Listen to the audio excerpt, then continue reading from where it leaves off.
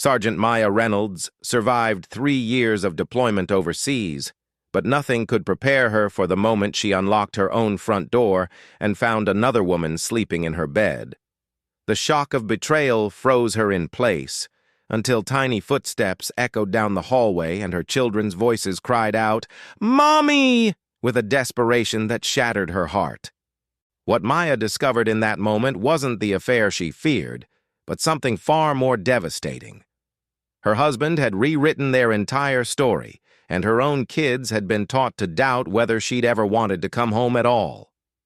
Now, standing in a house that no longer feels like hers, Maya must make an impossible choice. Does she fight to reclaim the family she sacrificed everything for? Or does she walk away from the people who learned to live without her? The truth about what really happened while she was gone will change everything, and the woman she finds sleeping in her bed is just the beginning of secrets that run far deeper than anyone imagined. If you're watching this, subscribe and tell me where you're from, because this story of homecoming and heartbreak is about to take you on a journey you'll never forget. The bus ride from the base took 3 hours. Maya Reynolds sat by the window, watching towns blur past. Small homes with chain-link fences, gas stations, churches with hand-painted signs. Everything looked the same as when she'd left, but somehow different. Or maybe she was the one who was different. Her duffel bag sat at her feet. Everything she owned fit in that bag. Uniforms, a few photos, letters from the kids that she'd read until the creases wore thin. 3 years overseas. 3 years of sand and heat and decisions that still woke her up at night. But that was over now. She was going home. She hadn't called ahead. Wanted it to be a surprise. Wanted to walk through the front door and see her children's faces light up. Wanted Evan to wrap his arms around her and tell her he'd missed her. She'd played that moment in her head 1,000 times. The bus pulled into the station at 7 in the morning. Maya stepped off into the cool air, shouldering her bag. The town was quiet. A few cars on the road. A man walking his dog. Normal life. Going on like it always did.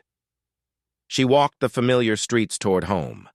Past the elementary school where Zion and Amara went. Past the corner store where she used to buy milk. Past Mrs. Denton's house with its flower boxes and American flag. Her heart beat faster with each step.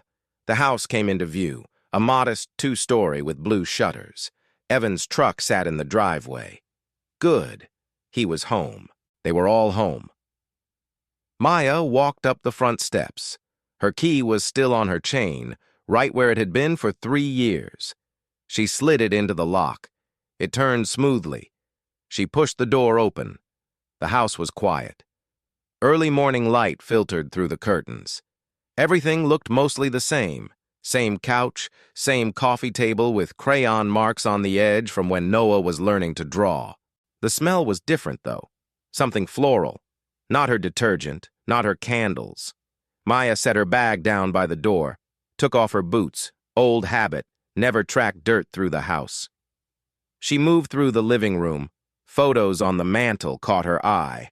One of Evan and the kids at a beach. One of Zion holding a trophy. Recent photos. Photos she'd never seen. She kept walking. Down the hallway. Past Noah's room. Door open, stuffed animals scattered across the floor. Past Amara's room. Door closed, a handmade "Keep Out" sign taped to it. Past Zion's room, messy as ever. To her bedroom, their bedroom. The door was half open. Maya pushed it wider. A woman was asleep in her bed. Not just any bed. Her bed. The one with the blue comforter she'd picked out. The one with the nightstand that had her reading lamp. Her side. But someone else was sleeping there. The woman was young, late 20s maybe. Dark hair spread across the pillow, breathing soft and steady. Peaceful. Maya's chest tightened. Her breath caught. The room tilted slightly. She backed up. One step, then another. Her back hit the hallway wall. This wasn't happening. This couldn't be happening. 3 years. She'd been gone 3 years. And now, her hands shook. She pressed them flat against the wall, trying to ground herself, trying to think. The woman in the bed shifted slightly but didn't wake. Maya couldn't look anymore. She turned away, slid down the wall until she was sitting on the floor, knees pulled to her chest. All those nights overseas, all those mornings waking up in sand and heat. She'd told herself it was worth it, that she was providing for her family, that Evan understood, that they were solid. But there was another woman in her bed. She closed her eyes, tried to breathe. In through the nose, out through the mouth, the way she'd learned to manage panic, to stay calm when everything was chaos, footsteps, small ones, coming down the hall. Maya looked up. Noah stood at the end of the hallway, 4 years old, pajamas with dinosaurs on them, hair sticking up in all directions. He stared at her with those big brown eyes. "Mommy?" His voice was small, uncertain. Then he was running, full speed down the hallway, bare feet slapping against the hardwood. "Mommy! Mommy!" He crashed into her, throwing his arms around her neck. Maya caught him, pulled him close. He smelled like syrup and sleep and home. "Hi, baby," her voice cracked. "Hi, Noah. You're here." He pulled back to look at her face, like he needed to make sure she was real. "You're really here?" More footsteps, faster ones. "Noah, what are you—" Amara stopped mid-sentence. She stood frozen at her bedroom door, mouth open. 7 years old now. So much taller than Maya remembered. "Mom? Hey, Amara!" Her daughter's face crumpled. Then she was running too, launching herself at Maya. Noah scooted over to make room. Maya wrapped both arms around them, holding tight. "I missed you," Amara sobbed into her shoulder. "I missed you so much." "I missed you too, baby. So much." Another door opened. Zion appeared, rubbing sleep from his eyes. 10 years old. Almost as tall as Maya remembered Evan being at that age. He saw them in the hallway and stopped. "Mom?" His voice was deeper than it had been 3 years ago. "Hi, Zion." He didn't run, just walked over carefully like he was afraid she might disappear. Then he knelt down and wrapped his arms around all of them. "You're home," he whispered. "I'm home." They stayed like that, tangled together in the hallway, holding on like they might never let go. Heavy footsteps on the stairs, running. "Noah? What's going on? I heard—" Evan appeared at the top of the stairs, saw them, stopped. His face went pale. Maya. She looked up at him over the kids' heads, her husband, older than she remembered, more tired, but still Evan. "Hi." It was all she could manage. He came down the stairs slowly, staring, like he couldn't believe she was real. "You didn't call. You didn't— I didn't know you were coming." "I wanted to surprise you." Her voice was steadier now. The kids helped. Having them in her arms helped.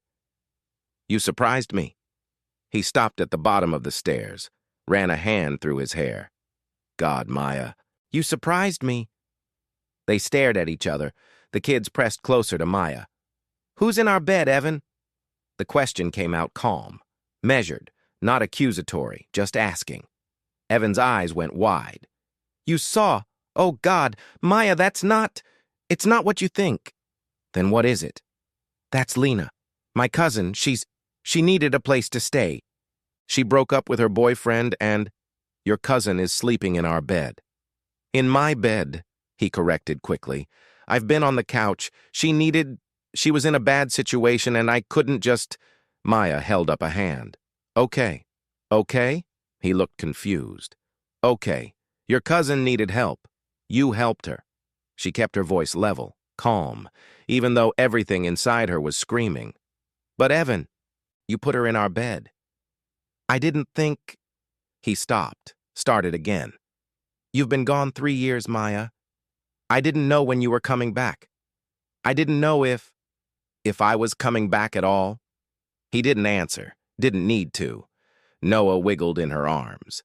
"Mommy's home now. She can sleep in her bed again." The innocence of it, the simple truth. "Yeah," Maya said softly. Mommy's home now. Evan looked at her. Really looked. She could see him taking in her face, thinner than before, harder maybe. Her hands, rough, calloused. The way she held herself, straight, alert, ready. "I'm sorry," he said finally. "I should have called, should have asked." "Yeah, you should have." Footsteps behind Evan. The woman, Lena, appeared at the top of the stairs. She wore an oversized t-shirt, hair messy from sleep. She saw Maya and the kids and froze. "Oh, my God." Her hand went to her mouth. You're Maya." "I am." "I'm so sorry, I didn't. Evan said you weren't. I mean, he said it would be okay if I stayed in the guest room, but the heater broke and—" She was talking too fast, panicking. "This is so wrong. I'm so sorry. I'll go. Right now, I'll pack and—" "It's okay." Maya said it gently. This wasn't Lena's fault. "You needed help. Evan helped you. That's good." Lena looked at Evan, then back at Maya. "I'm still sorry. This must be—" She stopped, shook her head. "I'll go get dressed. Give you guys space." She disappeared back into the bedroom. Maya looked at her children. "How about you guys go get dressed too? Then we can have breakfast together." "Hey, will you make pancakes?" Amara asked hopefully. "If we have ingredients." "We do." Noah bounced slightly. "Can I help?" "Of course." The kids reluctantly pulled away. Amara kept touching Maya's arm like she needed to make sure she was real. Noah hugged her one more time before running to his room. Zion lingered. "You're really staying?" he asked quietly. "I'm really staying." "Promise. Promise." He nodded, studied her face for another moment, then went to his room. Maya stood up. Her legs were stiff from sitting on the floor. She faced Evan across the hallway. "We need to talk," she said. "I know. But not now. Not in front of the kids." "Okay." She walked past him toward the kitchen. Evan followed. "Maya." "Not now, Evan." She opened the refrigerator. Eggs, milk. Pancake mix in the cabinet. She could work with this. "Right now I'm going to make breakfast for my kids. Then we'll figure out the rest." He nodded, stood awkwardly in his own kitchen, watching her move around it. She found a bowl, measuring cups, a whisk. Her hands moved automatically, muscle memory from years of weekend mornings. The ritual was soothing, familiar. Lena came downstairs fully dressed, jeans and a sweater, hair pulled back. She had a bag over her shoulder. "I'm going to stay with a friend," she said quietly. "Give you guys space. I'm really sorry about all this." Maya looked at her, really looked. The woman was young, scared, eyes red like she'd been crying. "Thank you for helping Evan with the kids," Maya said. "I mean that." Lena's eyes filled with tears. "They're great kids. You should be proud." "I am." Lena left quickly. The front door closed behind her. Evan stood in the middle of the kitchen. "I really didn't—" "I know." Maya cracked an egg into the bowl. "I believe you. But Evan, you should have told me someone was staying here. You should have asked." "You weren't answering calls." "I was on assignment. I couldn't always answer." "For 6 months?" The accusation hung in the air. Maya set down the egg, turned to face him. "I was doing my job, serving my country, serving our family, while I was here alone, raising our kids. I know that. I know how hard it was." "Do you?" His voice rose slightly. "Do you really? Because from where I was standing, you chose deployment. You chose to stay away." The words hit like a slap. "I didn't choose anything," Maya said carefully. "I was assigned. I went where they sent me. You could have gotten out. You could have come home. We needed the money. We needed the benefits. We needed you."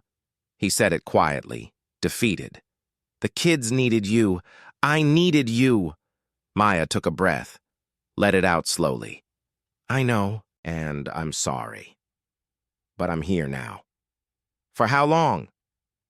The question stabbed through her. "For good. My contract's up. I'm out." Evan stared at her. "Really? Really?" He sat down heavily at the kitchen table, put his head in his hands. I didn't know. You didn't tell me. I tried to. You stopped taking my calls. Because it was too hard. He looked up at her. Hearing your voice and knowing you were on the other side of the world, knowing I couldn't reach you if something happened, knowing the kids were asking for you every single night. Maya's throat tightened. I'm sorry. I know you are. He rubbed his face. I'm sorry, too, for not communicating better, for making assumptions, for... He gestured vaguely toward the stairs. For all of this. She went back to the pancakes, mixing, pouring, cooking. The kids would be down soon. They needed normalcy. They needed breakfast and smiles and parents who weren't falling apart. Footsteps on the stairs. All 3 kids appeared, dressed and eager. Pancakes! Noah climbed into his chair. Maya served them, watched them eat, memorized their faces, older, different, but still hers. Zion ate quietly, watching his parents. Amara chattered about school. Noah made a smiley face with syrup. Normal, almost normal. After breakfast, Evan stood. I need to get to work. I'm already late. Maya nodded. Okay. He paused at the door. We'll talk more tonight? Yeah, tonight. He left. The house felt quieter without him. Maya cleaned up breakfast while the kids played in the living room. When the dishes were done, she stood at the sink, staring out the window at the backyard. 3 years. 3 years away. And she'd come home to find her bed given away, her routines replaced, her space filled by someone else. Mom? Zion appeared beside her. You okay? She looked down at her oldest. So perceptive, so aware. I'm okay, baby. Just adjusting. To Dad's cousin being here. To everything being different. He nodded slowly. It's been different for a long time. I know. Are you mad? No, not mad, just... She searched for the right word. Surprised. Dad talks about you sometimes, says you're brave. Does he? Yeah, but he also gets sad when he talks about you. Like he misses you, but also... Zion stopped, shook his head. I don't know. Maya knelt down to his level. Your dad did an amazing job taking care of you guys. I'm so proud of him, and I'm so proud of you. You all did so good while I was gone. But you're back now. I'm back now. For good? For good. He hugged her suddenly, tight. Maya held him, breathing in the smell of his shampoo, feeling how much he'd grown.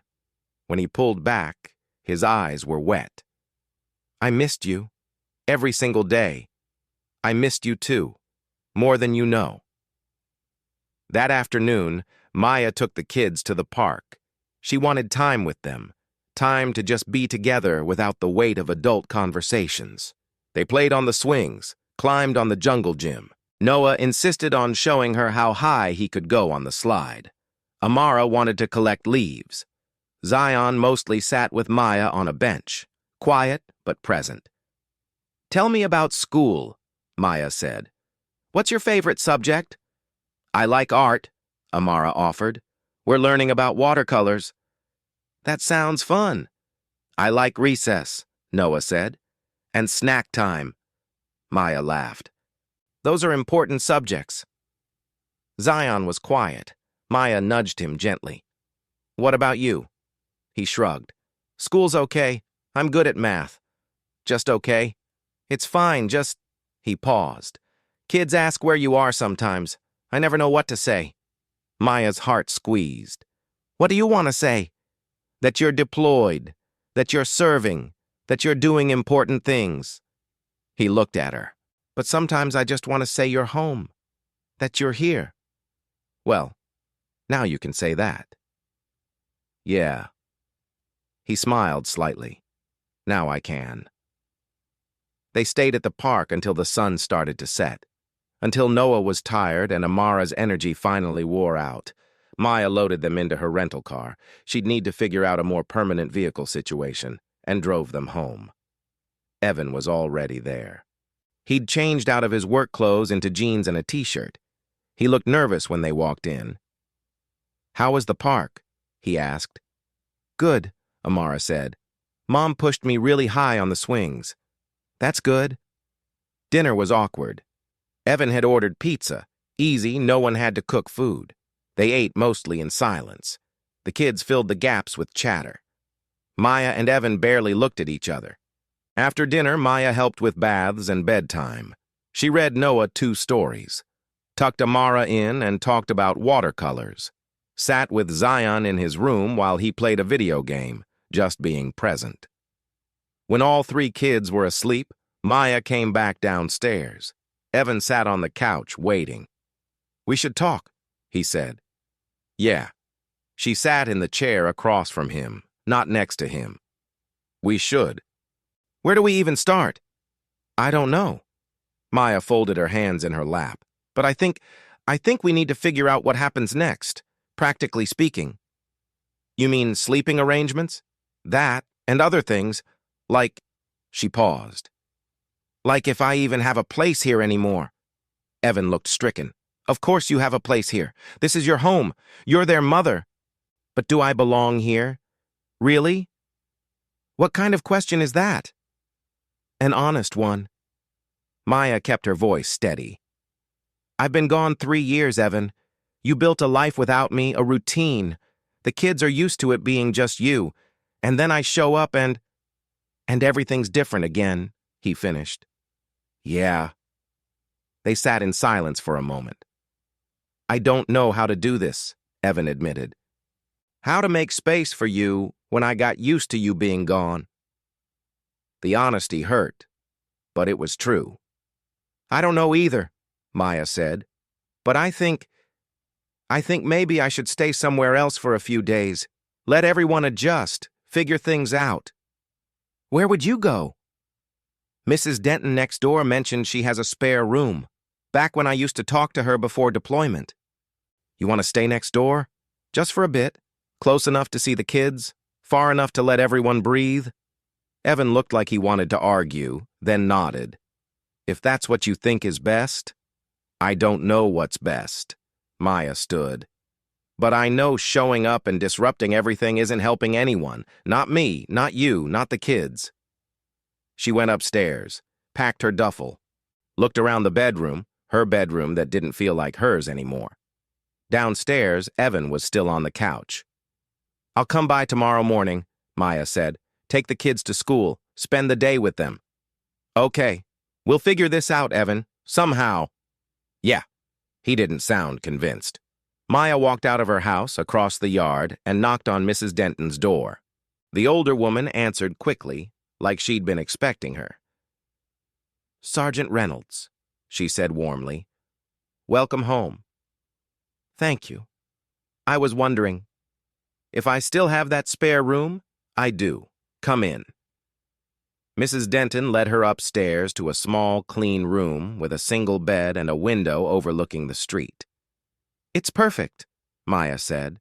"Thank you." "Stay as long as you need, Mrs. Denton patted her arm. "And honey, you're home. That's what matters. The rest will sort itself out."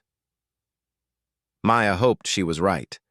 That night, in a bed that wasn't hers, in a house that wasn't hers, Maya stared at the ceiling and wondered what coming home really meant. Maya woke to sunlight streaming through unfamiliar curtains. For a moment, she didn't know where she was. Then it all came rushing back. The woman in her bed, the awkward dinner, the decision to leave. She checked her phone. 6:30 a.m. The kids would be waking soon. Downstairs, Mrs. Denton was already in the kitchen brewing coffee. The smell was strong and welcoming. "Morning," the older woman said. "Sleep okay?" "Well enough." Maya accepted the mug Mrs. Denton offered. "Thank you again for this." "No thanks needed." Mrs. Denton sat across from her at the small kitchen table. "I watched you leave for deployment 3 years ago. Watched Evan struggle. Watched those babies grow up without their mama. About time you came home. I don't know if I belong there anymore." "Belonging isn't about a house, sweetheart. It's about showing up. You showed up. That's what matters." Maya sipped her coffee.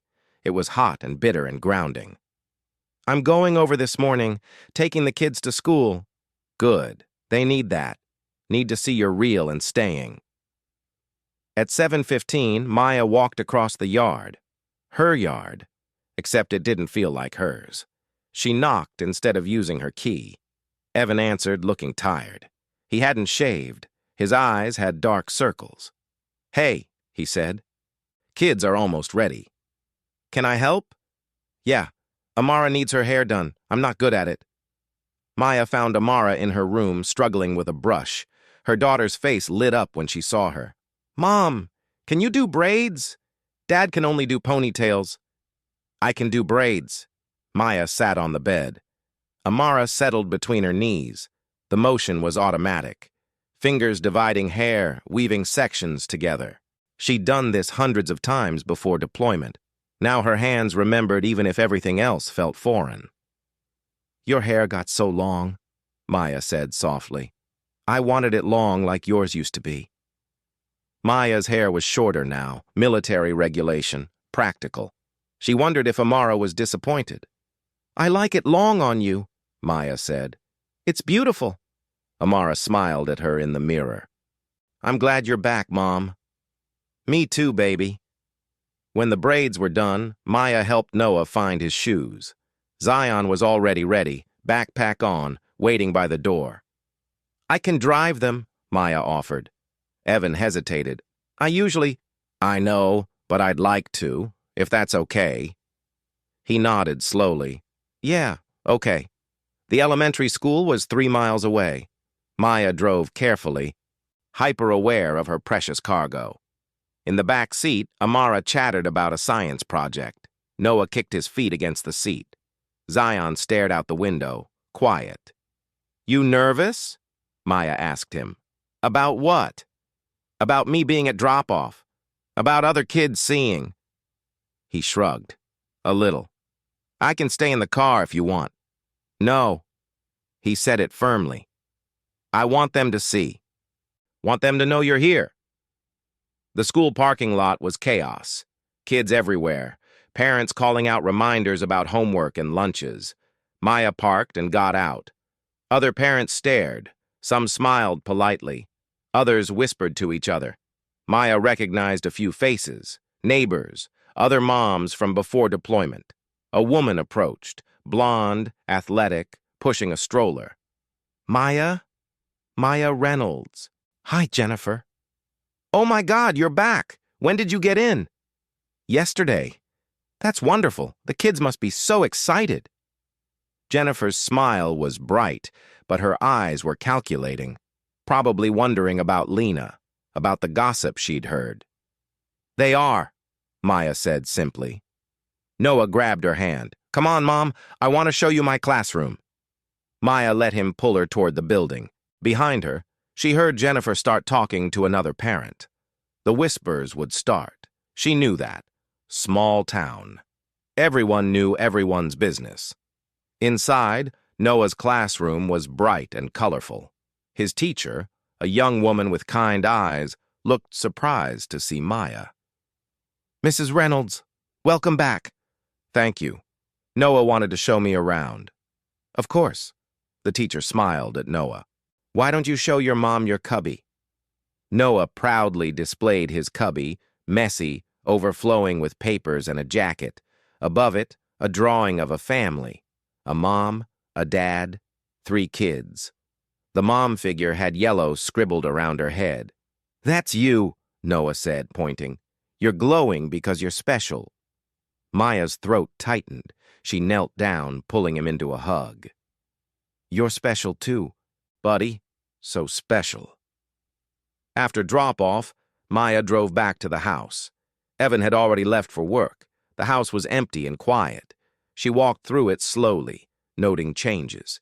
New curtains in the living room, different photos on the walls, a bookshelf she didn't recognize, small things that added up to feeling like she was visiting someone else's home. In the kitchen, she found a note on the counter in Evan's handwriting. Need to talk tonight, after kids are in bed. Maya folded the note, put it in her pocket. She had hours before pickup. hours to figure out what to say. She spent the morning at the community center, a place she'd never been before deployment, but that Mrs. Denton had mentioned. It was busy. People exercising, taking classes, using computers. Maya found a flyer for a veterans support group. Tuesdays at 7. She took a photo of it with her phone. A man approached, mid-30s, friendly face. "Can I help you find something?" "Just looking around." "You new in town?" "No, just been away a while." He nodded. "I'm Derek. I coordinate programs here. If you need anything, let me know." "Thanks." She wandered the building. Found a gym, a library, a room where toddlers were doing some kind of music class. Normal life, the kind she'd missed. At 2:30, she was back at the school. Other parents clustered in groups, chatting. Maya stood apart, waiting. The bell rang. Kids poured out. Amara ran to her immediately. "Mom, can we get ice cream?" "Maybe. Let's see how homework looks first." Zion appeared, walking with another boy. They were laughing about something. When Zion saw Maya, his expression shifted, proud but also slightly embarrassed. "Mom, this is Tyler." "Hi, Tyler." The boy stared at her. "You're really in the Army?" "I was. I'm out now." "That's so cool. My uncle's in the Air Force." "That's great." Noah came running, backpack bouncing. "Can we go to the park?" "Homework first," Maya repeated. Then park. They went back to the house. Maya helped Amara with spelling words while Noah colored at the table. Zion disappeared to his room with instructions to finish his math. When homework was done, they went to the park, the same one as yesterday. Maya pushed Noah on the swings while Amara climbed the jungle gym. Zion sat on a bench doing something on his phone. "What are you working on?" Maya asked, sitting beside him. "Nothing. Just texting." "Friends?" "Yeah." "That's good." He looked at her. "Can I ask you something?" "Anything." "Why did you really come back? I mean, I know your contract was up, but—" He paused. "Dad said you might re-enlist, that you liked it there." The question hit hard. "Your dad said that?" "Yeah, last year, when I asked when you were coming home." Maya took a careful breath. "I didn't like being away from you guys. That was the hardest part. But I did have to finish my contract. I couldn't just leave." "But you could have not signed up in the first place?" "True. Painfully true." "You're right," Maya said. "I made a choice to enlist, and that choice meant being away from you. I thought I was doing the right thing, providing for our family, serving our country. But I also missed so much of your lives, and I'm sorry for that." Zion was quiet. Then, "Dad was really lonely. He tried to hide it, but I could tell. I was lonely too. But you had other soldiers. Dad just had us." The observation was so mature, so aware. Her 10-year-old son had been watching, understanding carrying weight he shouldn't have had to carry. "You're right," Maya said again. "That wasn't fair to him, or to you guys. He tried really hard to be both parents, but sometimes—" Zion stopped, shook his head. "Sometimes what?" "Sometimes he'd just sit on the couch after we went to bed. I'd hear him down there, not watching TV, not doing anything, just sitting." Maya's heart broke. "I'm sorry, Zion. I'm so sorry you had to see that. It's not your fault." "It kind of is." He looked at her seriously. "Are you going to leave again?" "No, never. You promise?" "I promise." He nodded slowly, seemed to accept it, then went back to his phone. That evening, Evan came home while they were making dinner. Maya had found chicken in the freezer, vegetables in the fridge. She was working on something simple. "Smells good," Evan said. "Thanks. Should be ready in 20 minutes. Can I help?" "You can set the table." They moved around the kitchen in careful choreography, not touching, not talking much, just existing in the same space. Dinner was better than the night before. The kids filled the silence with stories about school. Maya asked questions. Evan added comments. almost normal. After dinner, after baths and bedtime routines, Maya and Evan sat in the living room. The note from that morning sat between them, unspoken. "So," Evan started, "we need to figure this out. I know. You can't stay at Mrs. Denton's forever. I know that too." He rubbed his face. "I don't know what you want me to say, Maya. Do you want to come back here? Do you want—" He stopped. "Do you want us to try again?" The question hung heavy. "I don't know," Maya admitted. "I know I want to be here for the kids, want to be part of their daily lives, but us—" She paused. "I'm not sure we're the same people we were 3 years ago. We're not. So maybe we need to figure out who we are now. Before we try to figure out if we fit together." Evan nodded slowly. "That's fair. But I do need somewhere more permanent than Mrs. Denton's guest room. You could stay here, in the guest room. The heater's fixed now." Maya considered it, living in the same house but separate, close to the kids but with boundaries. "Would that be weird for you?" she asked. "Probably. But weirder than you being next door? I don't know. Let me think about it." "Okay." They sat in silence for a moment. "Maya," Evan's voice was softer now. "Can I ask you something?" "Yeah." "Did you ever want to come home during deployment, or were you—" He stopped, started again. "Were you happier there?" The question was raw, vulnerable. "I was never happier there," Maya said quietly. "Every single day I wanted to be here, with you guys. But I also—" She paused. "I also felt like I had purpose there, like I was good at something, like I mattered. You mattered here too. Did I? Because from where I was sitting, you guys seemed to be doing fine without me." "We weren't fine. We were surviving." "Surviving is something. It's not living." Evan looked at her. "We missed you every day, Maya. Every single day. Don't think for a second that we were better off without you." The words landed somewhere deep, a place she'd been protecting. "I missed you too," she whispered. They didn't say anything else. Eventually, Maya stood. "I should go. Let you get some sleep." "Yeah, okay." She walked to the door. Evan followed. "Maya," he called as she stepped outside. She turned. "I'm glad you're home. Even if everything's complicated, I'm glad you're here." "Me too."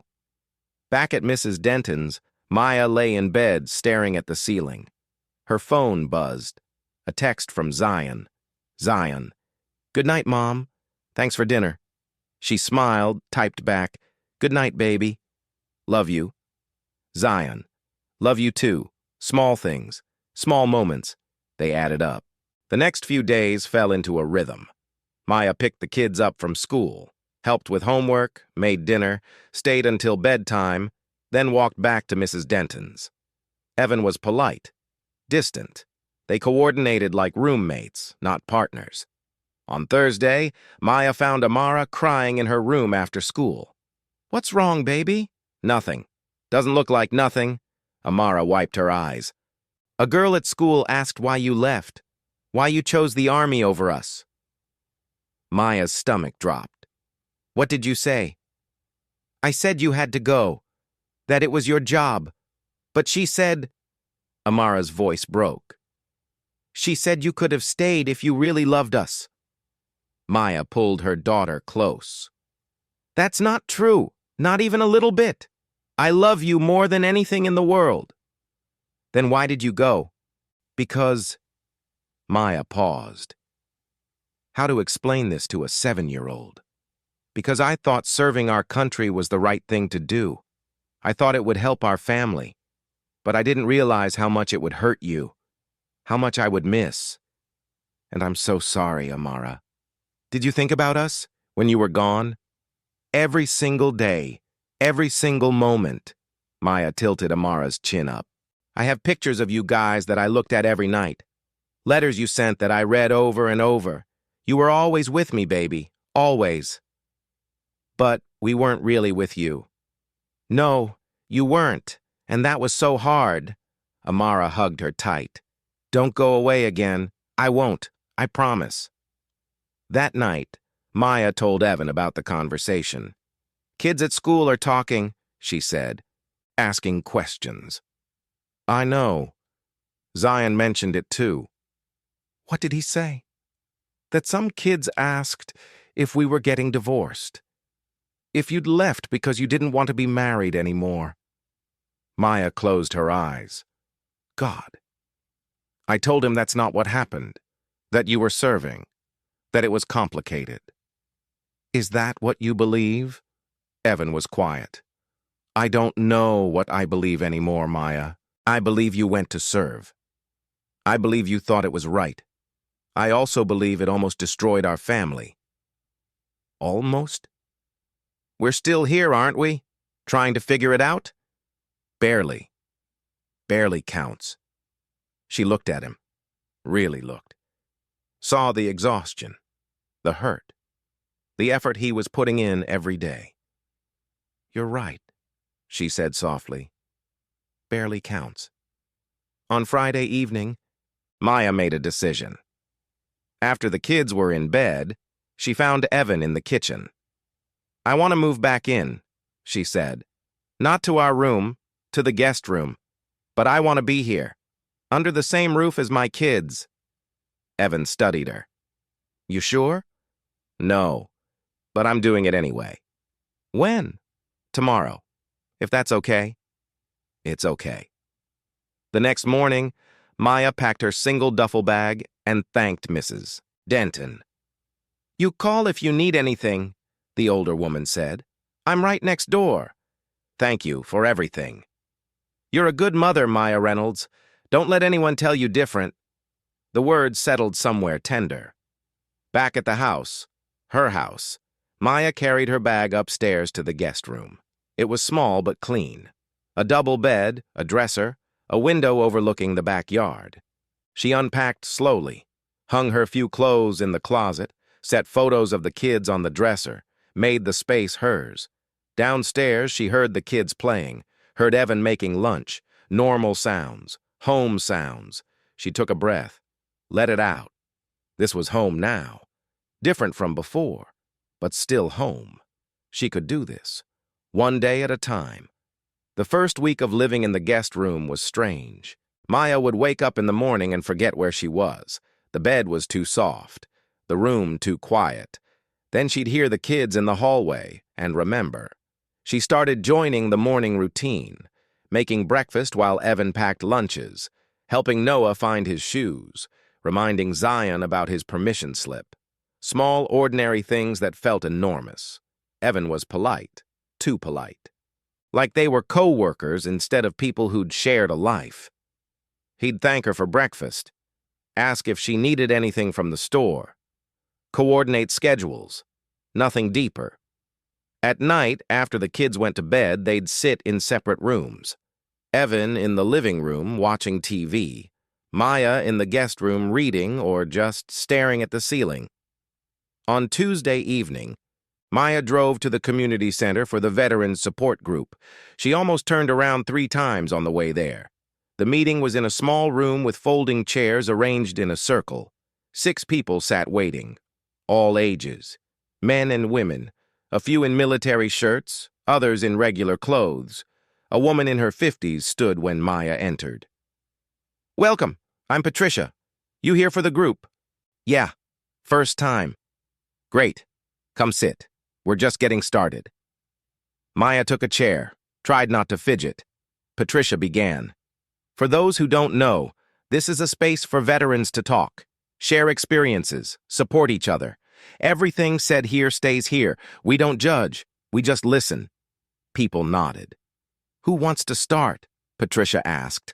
A man in his 40s spoke first. Talked about struggling to sleep, about nightmares, about his wife not understanding. Then a younger woman, maybe 25, talked about coming home and feeling like an alien, like everyone else was living in a different world. Maya listened, recognized pieces of herself in their stories. When it was her turn, she said, I'm Maya. I got back last week after 3 years overseas. My kids, she stopped, swallowed. My kids grew up without me, and now I'm trying to figure out how to be their mom again. That's hard, Patricia said gently. Coming home is often harder than deployment. Yeah, it is. After the meeting, Patricia caught her at the door. You doing okay? I don't know, it's all, Maya gestured vaguely. Complicated. It usually is. But you showed up tonight. That's something. Doesn't feel like much. It's more than you think. Maya drove home slowly. The house was dark except for the porch light Evan always left on. She let herself in quietly. Evan was on the couch, TV playing, but sound muted. He looked up when she entered. How was your thing? He asked. Good. Hard, but good. That's good. Awkward silence. I'm going to bed, Maya said. Okay. Good night.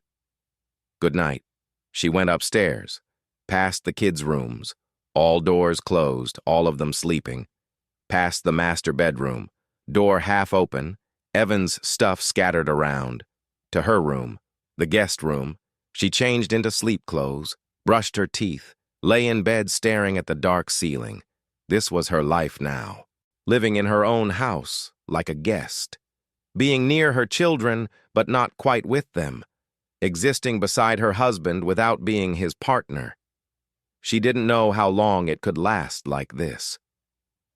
The next morning, Amara woke up crying. Maya heard it from her room and went to check. What's wrong, baby? Amara was tangled in her sheets, face wet with tears. Bad dream? Maya sat on the edge of the bed. Want to talk about it? You left again. You said you were going to the store, but you didn't come back, and Dad said... She sobbed. Dad said you weren't coming back ever. Oh, sweetheart. Maya pulled her close. That was just a dream. I'm right here. I'm not going anywhere. Promise? I promise. But what if you have to go back? What if the army needs you? I'm out of the army. My contract is done. They can't make me go back. Amara held on tight. I'm scared, Mom. I'm scared I'll wake up and you'll be gone again.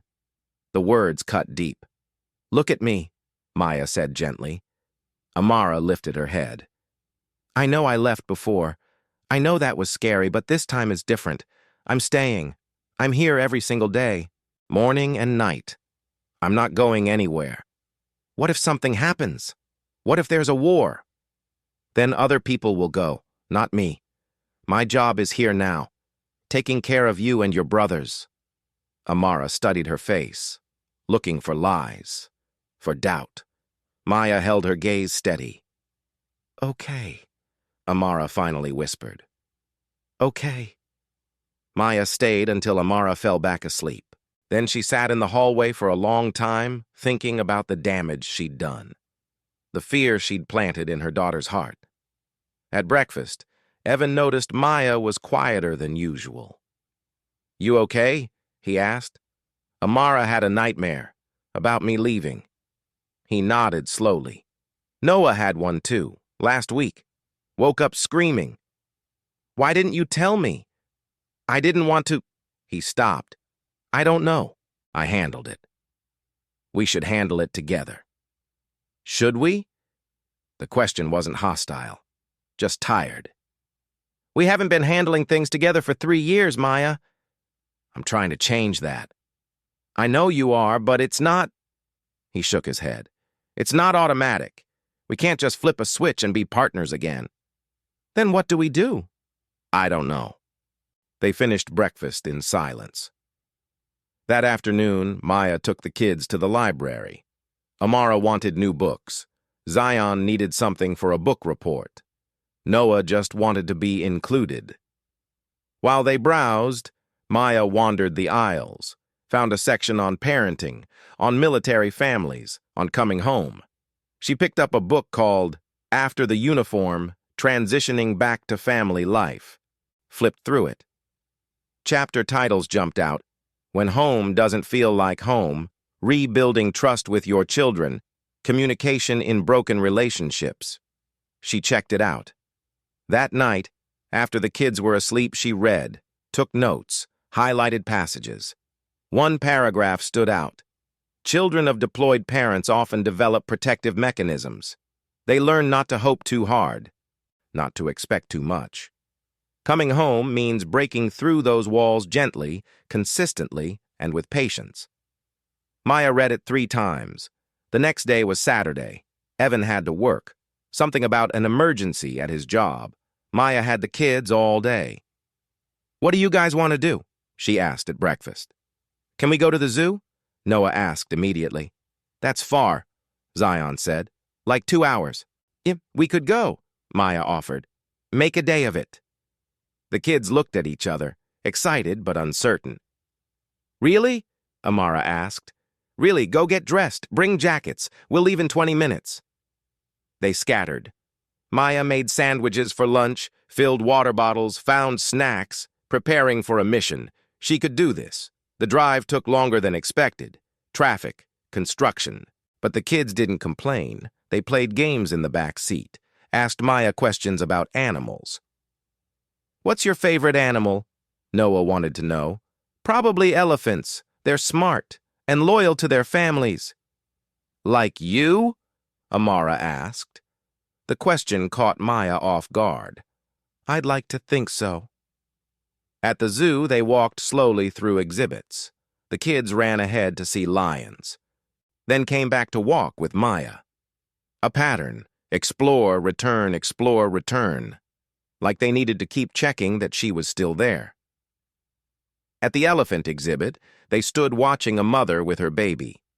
The baby stayed close, trunk reaching out to touch its mother every few seconds.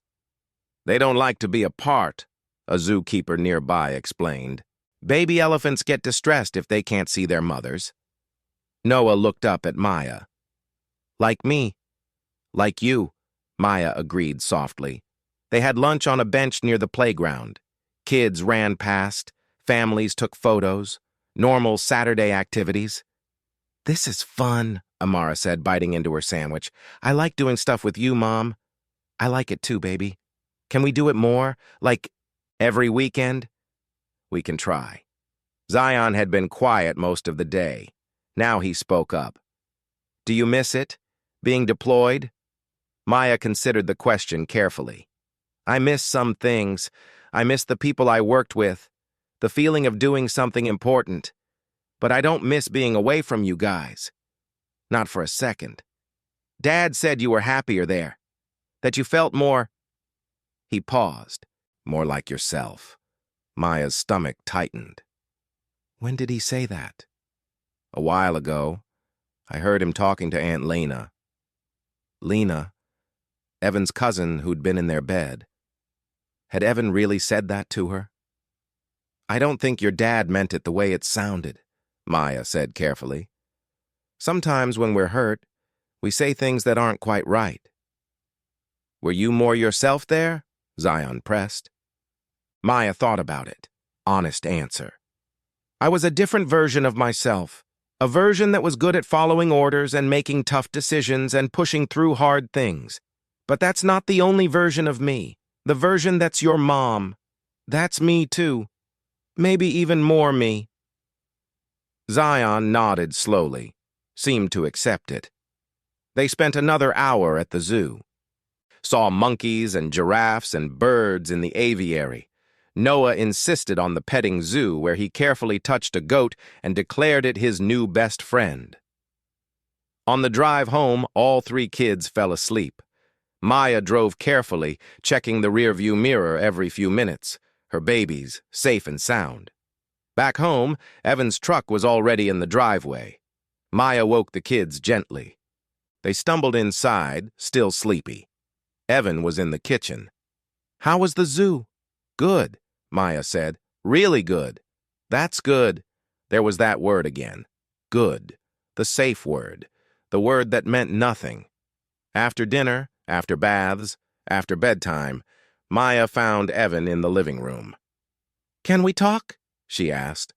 "Sure." She sat down, took a breath. "Zion said you told Lena I was happier during deployment, that I felt more like myself." Evan's face went carefully blank. I might have said something like that. Did you mean it? He was quiet for a long moment. I don't know. Maybe. You seemed, when we'd video chat, when you'd send letters, you seemed confident, sure of yourself, like you knew exactly who you were and what you were doing. And here? Here you seemed... He paused. Tired, overwhelmed, like you were never quite sure if you were doing it right. The observation stung because it was true. Being a mom is harder than being a soldier, Maya said quietly. There's no manual, no clear mission, just trying to do your best and hoping it's enough.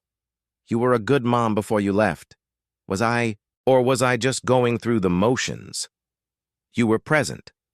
That's what mattered. And then I wasn't.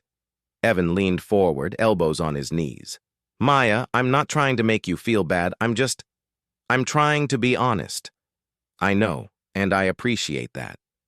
She paused. But I need you to be honest with the kids, too. Not tell them things that make them doubt whether I wanted to be here. I never said you didn't want to be here. No, but you implied it, and they heard it, and now they're scared I'm going to leave again. Evan rubbed his face. I was hurt. I was angry. I said things I shouldn't have. I know, and I forgive you. But we need to be on the same page going forward, for their sake. You're right.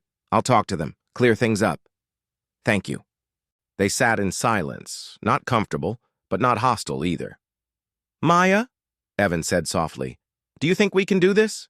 Be a family again? I don't know, but I'm willing to try. Even if it's different from before. Especially if it's different. We weren't working before, not really. He nodded. Fair enough. Sunday morning, Evan gathered the kids in the living room. Maya sat nearby, letting him lead. I want to talk to you guys about something, Evan started. About Mom, and why she was deployed. The kids looked at each other nervously. I think I gave you guys the wrong idea, Evan continued. Made it sound like Mom chose to stay away. Like she wanted to be deployed instead of being here. But that's not true. It's not? Amara asked quietly.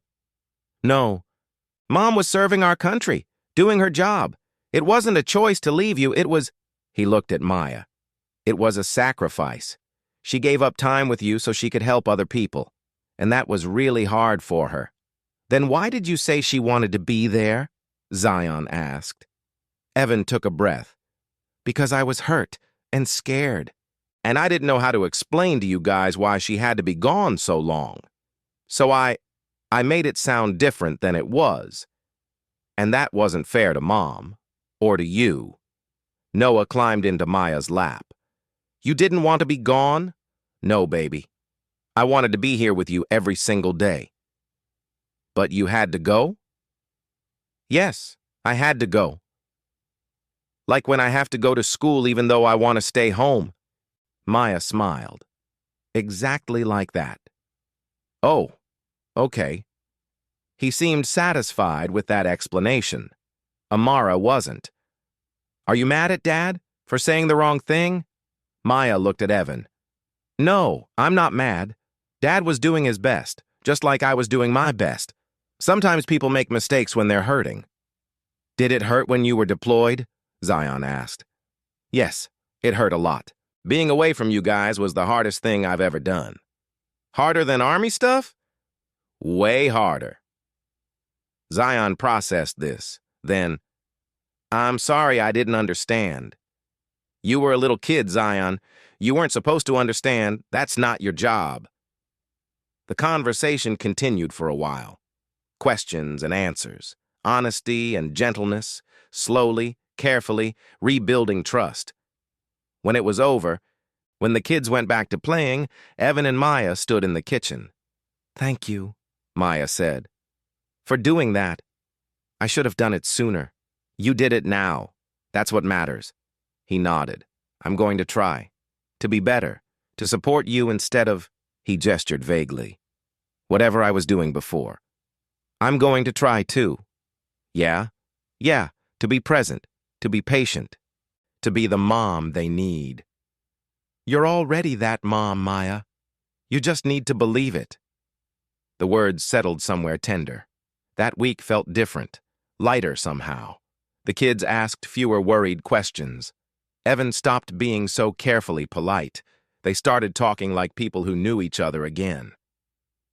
On Wednesday evening, Maya made dinner, spaghetti, the kids' favorite. They all sat around the table together, talking, laughing, passing garlic bread. "This is good, Mom," Zion said. "Thanks, Bud. Better than Dad's spaghetti." "Hey," Evan protested, but he was smiling. "My spaghetti is fine." "It's okay," Amara corrected diplomatically, "but Mom's is better." "Traitor," Evan said, tickling her side. She squealed with laughter. Noah watched them, grinning. "We're happy." Everyone stopped, looked at him. "What do you mean?" Maya asked gently. "We're happy, all of us, together." He said it matter-of-factly, like observing the weather. Maya felt tears prick her eyes. "Yeah, baby, we are." After dinner, after homework, Maya found Evan on the back porch. He was drinking a beer, looking at the yard. "Hey," she said, joining him. "Hey." They stood in comfortable silence. The evening was cooling down. Crickets chirped somewhere. "Noah was right," Evan said. "We are happy, or getting there anyway." "Yeah, we are. I didn't think we'd get here when you first came back." "Me neither." He turned to look at her. Really look. "I'm sorry, Maya. For all of it. For being angry. For not communicating. For making you feel like you didn't belong here. I'm sorry, too. For leaving. For being gone so long. For missing so much. We both messed up. Yeah, we did. Can we—" He paused. "Can we try to do better? Not go back to how things were, but build something new?" Maya thought about it. About the past 3 years, about the hurt and the distance and the careful rebuilding they'd been doing. "Yeah," she said finally. "I'd like that." "Me too." They stood together on the porch as the sun set, painting everything gold, not holding hands, not touching, but together. It was a start. That night, Maya lay in her bed in the guest room and felt something shift. Something small but significant. She was home, not just physically, but emotionally. She belonged here, with these people, in this messy, imperfect, beautiful life. Her phone buzzed. A text from Zion. Zion. "Mom, you awake?" Maya. "Yeah, what's up?" Zion. "Just wanted to say I love you." Maya. "I love you too, baby, so much." Zion. "I know. Good night." Maya. "Good night." She set down her phone, smiled at the ceiling. Small moments, small victories. They added up to something bigger. She could do this. They could do this. One day at a time. 3 weeks passed. 3 weeks of steady routine. School pickups and dinner preparations and bedtime stories. 3 weeks of slowly becoming part of her family again instead of a visitor in their lives. Maya still slept in the guest room. But the door stayed open now. Some mornings, Noah would wander in and climb into bed with her. Other mornings, she'd hear Amara singing in the bathroom and go help with her hair. Small things. Building trust. On a Saturday morning, Maya woke to voices downstairs. She checked her phone, barely 7. Who was up this early on a weekend? She pulled on sweatpants and went to investigate. In the kitchen, Evan and the kids were attempting pancakes. Badly. Batter was everywhere. The counter, the floor, somehow on Noah's face. "What's happening here?" Maya asked. All 4 of them turned, guilty expressions. "We were trying to surprise you," Amara admitted. "With breakfast in bed." "But the pancakes keep breaking," Zion added. "And Noah dumped too much mix in," Evan said, trying to scrape batter off the stove. Maya laughed. Actually laughed. "Okay, new plan. Everyone step back. I'll supervise." They made pancakes together. Maya showing Noah how to measure. Helping Amara flip without making a mess. Zion carefully arranging bacon on a plate. Evan staying out of the way mostly, but stealing bites of everything. When they finally sat down to eat, the pancakes were slightly burnt and the bacon was too crispy.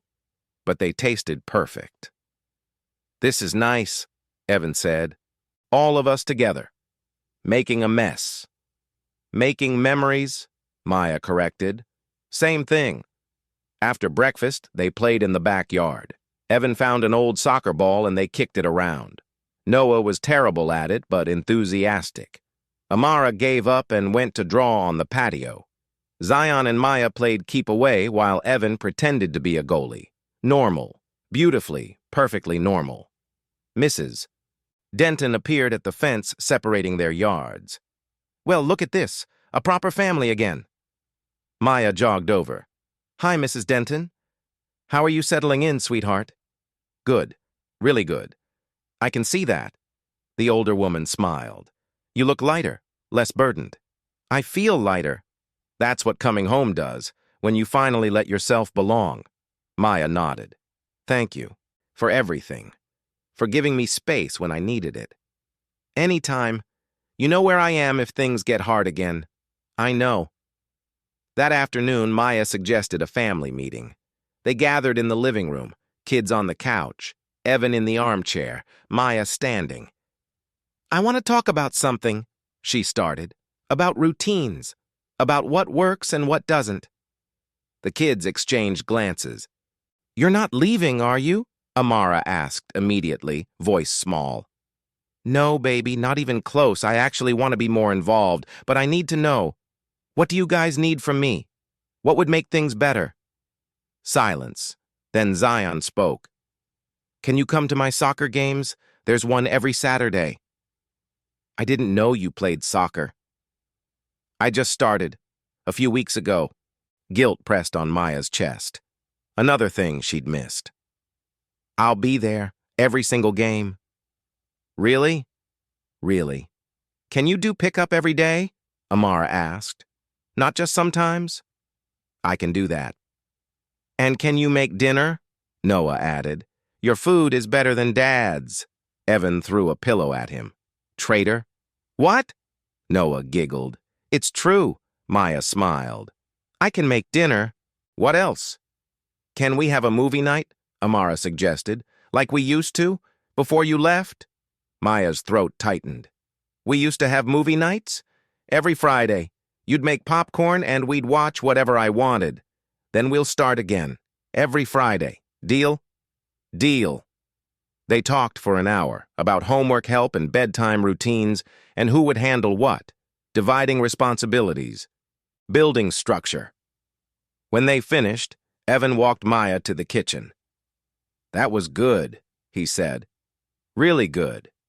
"Yeah, I should have asked sooner. What they needed." "We're all learning." He paused. "Can I add something to the list?" "Sure. I think we should try counseling. Family counseling, all 5 of us."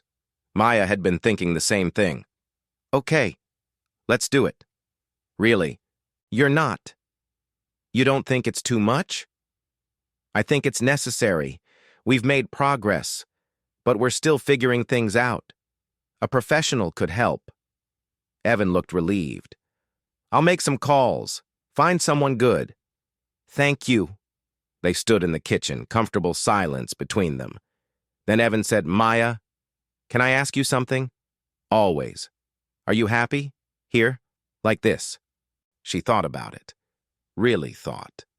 "I'm getting there. It's not perfect, but it's real, and that's better than perfect." "Yeah," he agreed softly. "It is." That evening, after the kids went to bed, Maya sat on the back porch. The stars were out, clear and bright. Evan joined her, 2 mugs of tea in hand. He gave her one. "Thanks." "For what?" "For the tea, for being patient." "For—" She gestured vaguely. "For giving me a chance to be part of this family again. You're their mother, Maya. You don't need chances. You belong here." "I didn't always feel that way." "I know. And that's on me. I made you feel unwelcome. Made it seem like we'd replaced you." "You were protecting yourself. Protecting them." "Maybe. But I was also being petty and hurt. And I'm sorry. They sipped their tea. The night was quiet except for crickets and the distant sound of traffic. I've been thinking, Evan said, about us, about our marriage. Maya's heart beat faster. Yeah? I don't know if we can go back to what we were. I don't even know if we should. Okay. But I think maybe we could be something new, something different, if you want. What does that look like? He turned to face her. Honestly, I don't know. But I know I still care about you, still respect you, and I see how hard you're working to be present, to be here. I'm trying, I know, and it shows. He paused. So maybe we start there, with trying, with showing up, with being honest about what we need. No pressure to be perfect? No pressure. Just being real with each other. Maya nodded slowly. I can do that. Yeah, I can. They sat together, not touching but close. Two people who'd loved each other once, who had 3 children together, who were learning how to exist in this new reality. It wasn't romance. Not yet. Maybe not ever. But it was partnership. It was respect. It was showing up. And that was enough for now. Monday morning, Maya took Zion to school early for soccer practice. She watched from the sidelines as he ran drills with his team. He was good, fast, coordinated. She'd missed so much of his development. When had he gotten so athletic? The coach noticed her watching. Came over. You must be Zion's mom. He talks about you a lot. He does. Says you just got back from deployment. Thank you for your service. Thank you. He's a good kid, natural athlete, but more than that, he's got heart. Keeps trying even when things are hard. Pride swelled in Maya's chest. That's good to hear. You should be proud. You raised a good one. Evan raised him, Maya wanted to say. I was gone, but she just nodded. Thank you. After practice, Zion jogged over, sweaty and grinning. Did you see me score? I saw everything. You were amazing. His whole face lit up. Really? Really? I'm so proud of you, Zion. He hugged her suddenly, unexpected, fierce. I'm glad you're here, Mom. I'm glad you came to watch. I'll be at every practice you'll let me attend, every game. Even if they're boring? Especially if they're boring. He laughed. Okay, deal. That afternoon, Maya picked up all 3 kids from school. They went to the park, their regular spot now. While Noah played on the swings and Amara collected leaves, Maya sat with Zion on a bench. Your coach seems nice, she said. He's okay. Tough but fair. Like me? Zion grinned. Yeah, like you. Can I ask you something? Sure. Are you happy? Like really happy? With me being back? He thought about it. Yeah, I am. It was weird at first. But now, he paused. Now it feels right, like we're a complete family again. Even though things are different, different's okay, as long as we're all here. Simple truth from a 10-year-old. Thank you for giving me a chance, Maya said quietly, for not staying angry. I was angry for a long time, but Dad talked to me, explained things, and I realized... He stopped, started again. I realized you were doing your best, just like Dad, just like all of us. You're pretty wise for 10. I'm almost 11. Still wise. He smiled, then more seriously. Mom, can I tell you something? Anything. I was scared when you first came back. Scared you'd leave again, or scared you'd try to change everything. But you didn't do either. You just... He searched for words. You just showed up. Every day. And that's what I needed. Maya's eyes burned with tears. That's all I want to do, Zion. Just show up. Be here. Then keep doing that. It's working. They sat together, watching Noah and Amara play. Mother and son, finding their way back to each other. That evening, the first family counseling session happened. They drove together, all 5 of them squeezed into Evan's truck. The kids were nervous. "What if they ask hard questions?" Amara worried. "Then we answer them honestly," Maya said. "That's the whole point." The counselor's office was warm and welcoming, soft lighting, comfortable chairs, toys in the corner for Noah. Dr. Lisa Martinez greeted them with a kind smile. She was in her 40s, calm presence, understanding eyes. "Thanks for coming," she said. "I know this isn't easy, but I promise, this is a safe space. No judgment, just honesty and healing." They settled into chairs. Noah immediately went for the toys. The rest sat carefully, uncertain. "Let's start simple," Dr. Martinez said. "Everyone share one feeling you have right now. Just one word." "Nervous," Amara said immediately. "Scared," Zion added. "Confused," from Noah, still playing with blocks. "Hopeful," Evan said, looking at Maya. "Grateful," Maya finished. Dr. Martinez nodded. "Good. All valid feelings. Now, let's talk about why we're here. Maya, you want to start?" Maya took a breath. "I was deployed for 3 years. I came home and everything was different. My kids had grown up without me. My husband had built a life without me. And I realized I needed help figuring out how to be part of this family again." "That takes courage to admit," Dr. Martinez said gently. "Evan?" "I raised our kids alone," Evan said.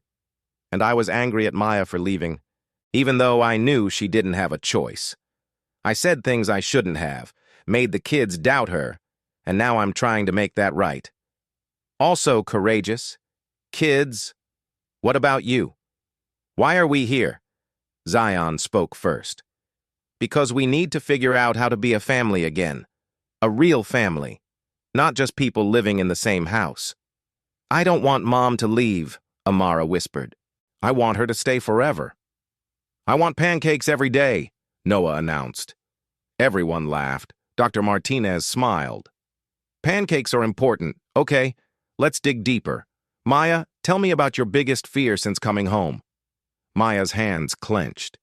"That I don't belong here anymore. That I lost my place in their lives and can never get it back." "And Evan, your biggest fear?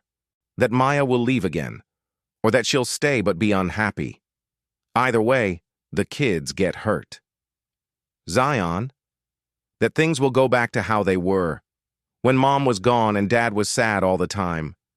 Amara, that Mom will wake up one day and realize she doesn't want to be here. Noah, that we'll run out of pancakes." More laughter, but Dr. Martinez nodded seriously. "Food security is important. Feeling nourished, physically and emotionally." They talked for an hour, about deployment and homecoming, about lies told and truths hidden, about fear and hope and the slow work of rebuilding. When it ended, everyone looked exhausted but lighter. "Same time next week?" Dr. Martinez asked. They all nodded. In the truck on the way home, Noah fell asleep immediately. Amara leaned against Maya's shoulder. Zion stared out the window. "That was hard," Evan said quietly. "Yeah, but good. Really good." That night, after everyone else was asleep, Maya walked through the quiet house, past the kids' rooms, all doors open now, no more closed-off spaces. Past the master bedroom where Evan slept. She ended up in the kitchen, made herself tea, stood at the window looking out at the dark backyard. The back door opened. Evan appeared. "Couldn't sleep?" he asked. "Just thinking." About how far we've come. In 3 weeks." He joined her at the window. "Yeah, we have come far. I don't know if we'll ever be what we were before." "I don't think we should be. We've both changed. The kids have changed. We need to be something new. Something better? Maybe, or just something honest." They stood together in the dark kitchen, 2 people learning how to exist in the same space again. "Maya," Evan said softly. "Yeah, I'm proud of you. For coming home. for fighting to be part of this family, for not giving up when it was hard. The words landed deep. Thank you. That means a lot. I mean it, he paused. You're amazing. The kids are lucky to have you. They're lucky to have you too. You kept them safe, loved, whole. We did it together, just from different places. And now we're in the same place. Yeah, now we are. They finished their tea, went upstairs together, paused at the top of the stairs. Evan toward the master bedroom, Maya toward the guest room. Good night, Maya. Good night, Evan. Not lovers, not quite friends, but family. Partners in the work of raising 3 children and healing old wounds. It was enough. The following Saturday, Maya kept her promise. She went to Zion's soccer game, brought Amara and Noah, cheered from the sidelines. Zion scored twice. Each time he looked over at Maya, made sure she saw. She waved, clapped, shouted his name. After the game, he ran to her, sweaty and grinning. Did you see? I saw everything. You were incredible. Coach says I might make traveling team next season. That's amazing, Zion. He hugged her, right there in front of his team, not embarrassed, just happy. Other parents noticed, whispered. Maya heard snippets. That's his mom. I just got back from deployment. Heard things were rough. Let them talk. She was here. She was showing up. That's what mattered. That evening was Friday movie night, their new tradition. Amara picked the movie. They made popcorn together, all 5 of them crowding the kitchen. They settled in the living room, kids sprawled on the floor, Evan in his chair, Maya on the couch. Halfway through the movie, Noah climbed up next to Maya, curled into her side, fell asleep there, breathing soft and steady. Maya stroked his hair, watched her children, her family. This was what she'd been fighting for. Not the house or the routines or the perfect family. Just this, being together, being present, being real. When the movie ended, Evan carried Noah to bed. Maya tucked in Amara. Zion insisted he could put himself to bed because he was basically a teenager. Downstairs, Maya and Evan cleaned up popcorn kernels and juice boxes. This was nice, Evan said. Really nice. Yeah, it was. Think we can keep doing it? The showing up thing? I hope so. He set down the bowl he was holding, turned to face her. Maya, I've been thinking about living arrangements. Her heart sped up. Yeah? The guest room thing. It's working. But it's also, he paused. It's also temporary. And I think we need to figure out something more permanent. Okay. I'm not saying you should move back into our room. I'm not even saying you should stay in the guest room. I think we need to decide, together, what this is, what we want it to be. Maya nodded slowly. You're right. We do. So what do you want? She thought about it. Really thought. I want to be here, with the kids. I want to keep showing up, keep building this. She gestured between them. Whatever this is. But not as husband and wife? I don't know. Maybe eventually. But right now, I think we need to be parents first. Partners in raising these kids. And maybe that grows into something more. Or maybe it doesn't. But either way, we're honest about it. Evan absorbed this. Okay, I can do that. Yeah, I can. They stood in the kitchen. The same kitchen where they'd made breakfast together, where they'd had hard conversations, where they were slowly rebuilding something new. Thank you, Maya said, for understanding, for being patient. Thank you for coming home, for staying, for fighting for us. Always. The next few weeks continued in the same pattern. School pickups and soccer games and family counseling. Slow, steady progress. Maya found a part-time job at the community center, helping coordinate programs for military families. It felt right, using her experience to help others. Derek, the coordinator, was supportive. "You're good at this. People trust you. Thanks. I mean it. You've been through it. You understand." She did understand. The struggle of coming home, the fear of not belonging, the slow work of rebuilding, and she could help others through it. One evening, 3 months after she'd first come home, Maya sat on the back porch. Evan joined her. "Big day tomorrow," he said. "What's tomorrow?" 3 months since you got back. She'd lost track. Time had started moving normally again. Days blending into weeks, blending into life. 3 months, she repeated. "Feels longer." "In a good way?" "In a we've done a lot way." He nodded. "We have. Kids are doing better. You're settling in. He paused. "We're figuring it out." "Yeah, we are."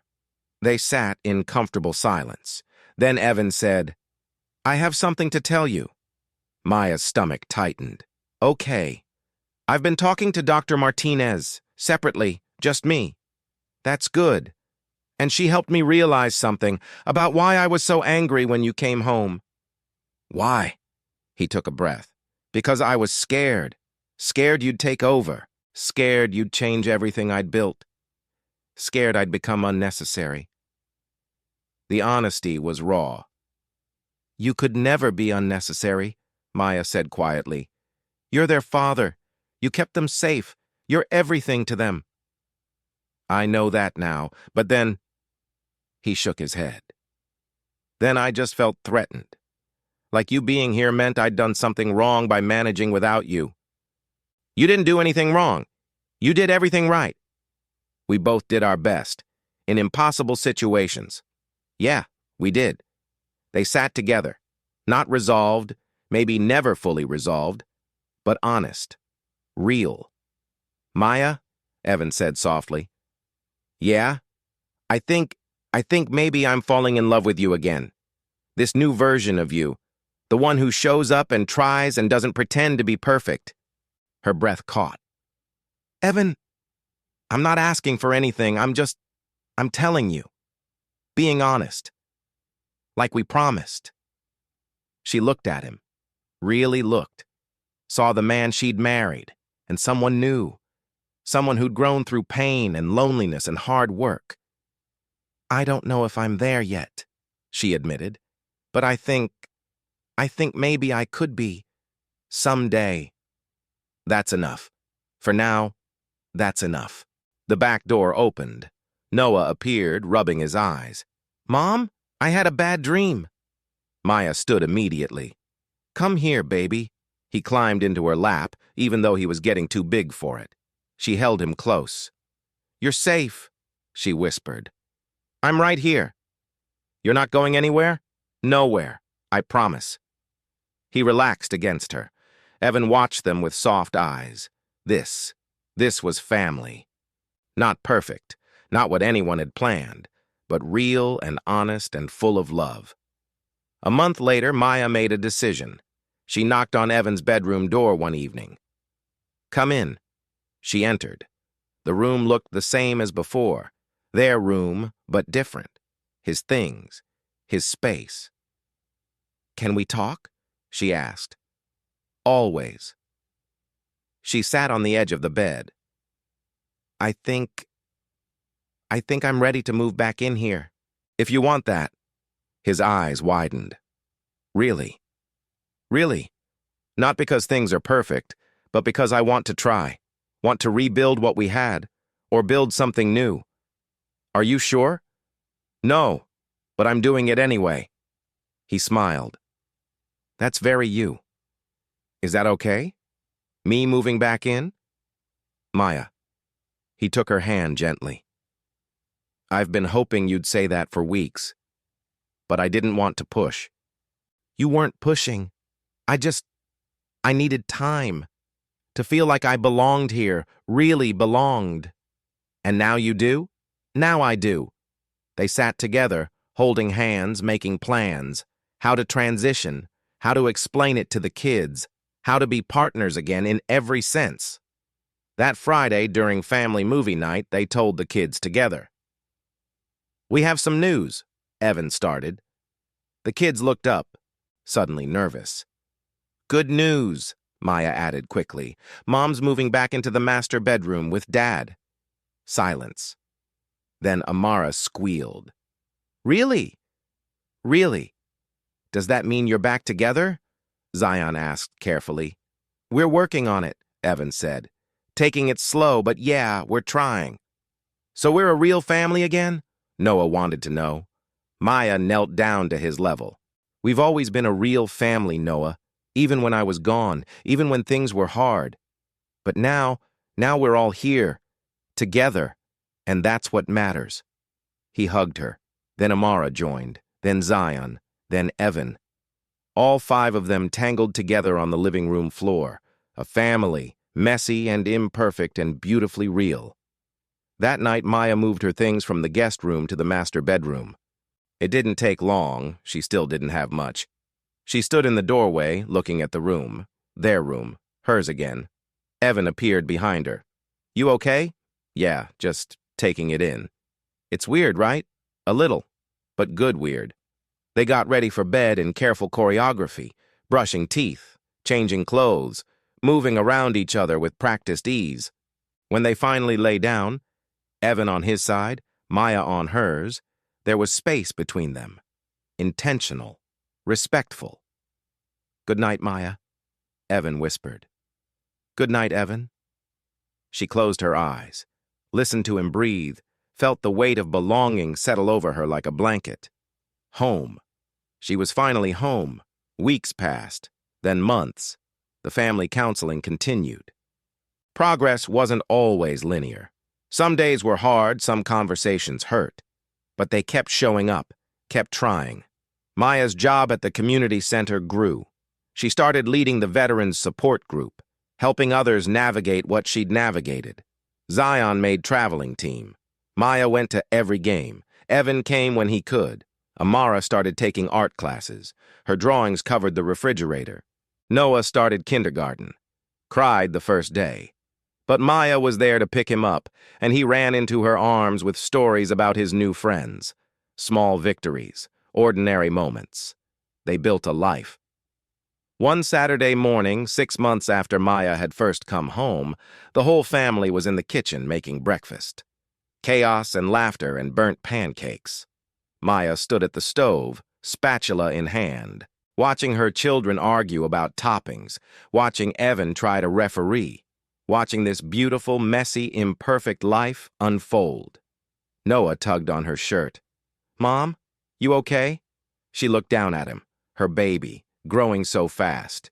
"Yeah, Noah, I'm perfect." "Really?" Really. Because she was. Not perfect in the traditional sense. Her life was still complicated, her marriage still healing, her relationship with her kids still growing. But she was here, present, showing up every single day. And that was everything. Evan caught her eye across the kitchen, smiled, mouthed, "I love you." She mouthed it back. "I love you too." Not the same love as before. Something new. Something earned through pain and honesty and hard work. Something real. Outside, the sun rose higher. Birds sang. The neighborhood came to life. Inside, the Reynolds family made breakfast together, laughed together, existed together. A soldier had come home, had fought to reclaim her place, had learned that belonging wasn't about territory or roles, it was about showing up, being honest, choosing love even when it was hard. She'd come home to a bed that wasn't hers, to children who didn't quite know her, to a husband who'd built a life without her. But she'd stayed. She'd fought. She'd rebuilt. And now, standing in her kitchen surrounded by her family, Maya Reynolds was finally, truly home, whole, grounded, seen, and that was more than enough. It was everything. The end.